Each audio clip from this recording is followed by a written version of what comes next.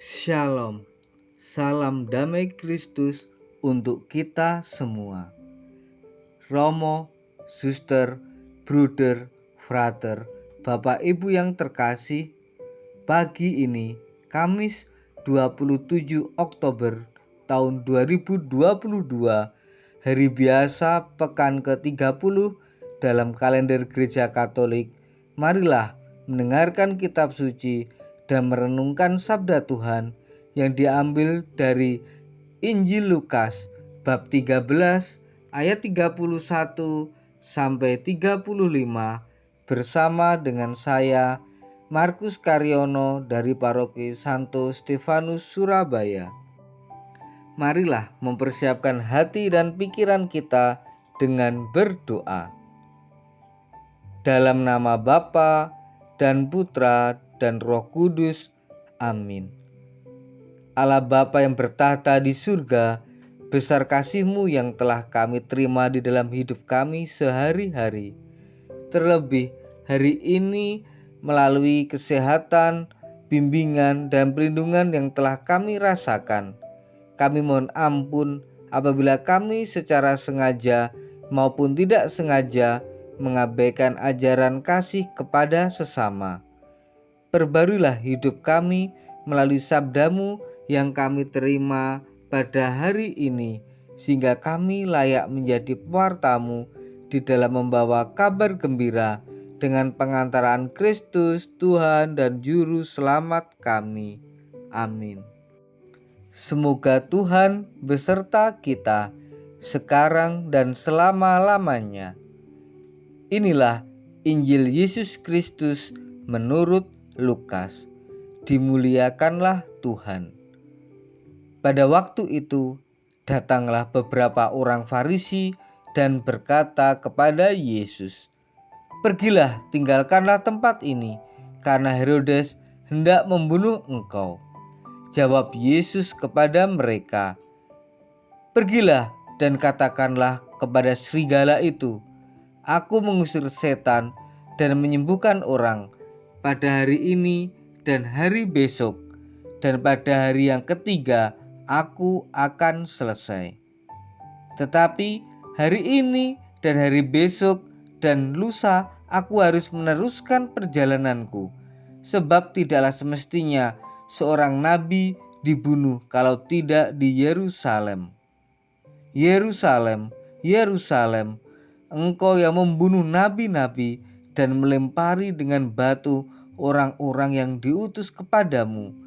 Berkali-kali aku rindu mengumpulkan anak-anakmu, sama seperti induk ayam mengumpulkan anak-anaknya di bawah sayapnya, tetapi kamu tidak mau. Sesungguhnya rumah ini akan tinggal dan menjadi sunyi, tetapi aku berkata kepadamu, kamu tidak akan melihat aku lagi hingga pada saat kamu berkata, diberkatilah dia yang datang dalam nama Tuhan." Demikianlah Injil Tuhan. Terpujilah Kristus.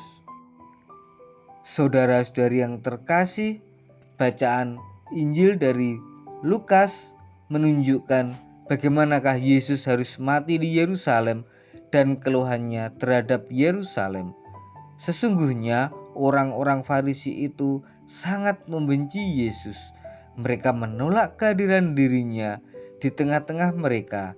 Dari kebencian itulah di dalam hati mereka timbul niat selalu ingin mengusir dan membunuhnya.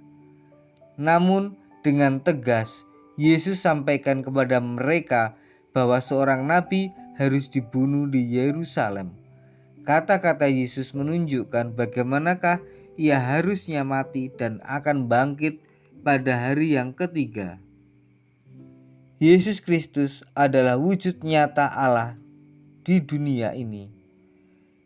Dalam Dia dan melalui Kristus, Bapa melaksanakan karya keselamatan manusia yang sangat Ia cintai. Diberkatilah Dia yang datang dalam nama Tuhan.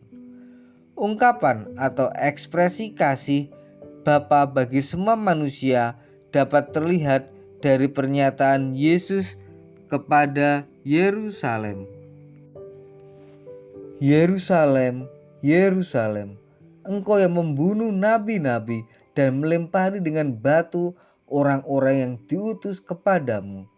Berkali-kali aku rindu mengumpulkan anak-anakmu, sama seperti induk ayam mengumpulkan anak-anaknya di bawah sayapnya, tetapi kamu tidak mau.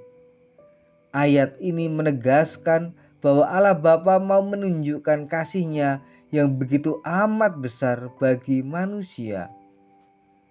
Sesungguhnya Tuhan masih tetap dan rindu mengusahakan agar manusia terlepas dari belenggu-belenggu dosa dan mau kembali ke rumah Bapa.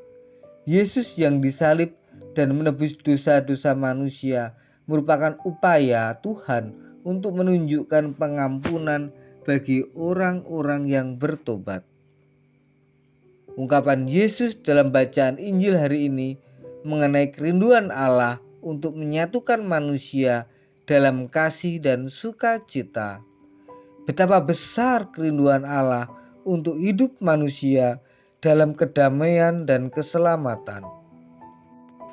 Akan tetapi, hal itu justru dihalangi oleh berbagai macam dosa, perbuatan manusia yang terlalu egois, manusia yang menganggap dirinya benar dan tidak mau Tuhan yang ngatur.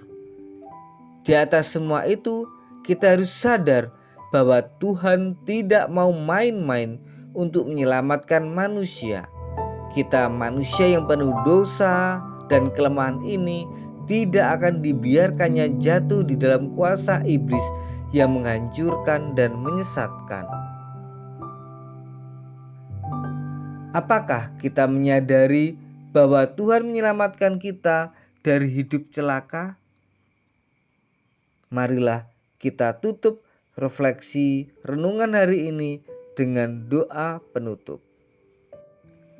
Allah Bapa yang Maha Rahim, Putra-Mu hadir untuk menyelamatkan hidup kami dan derita dosa dan celaka.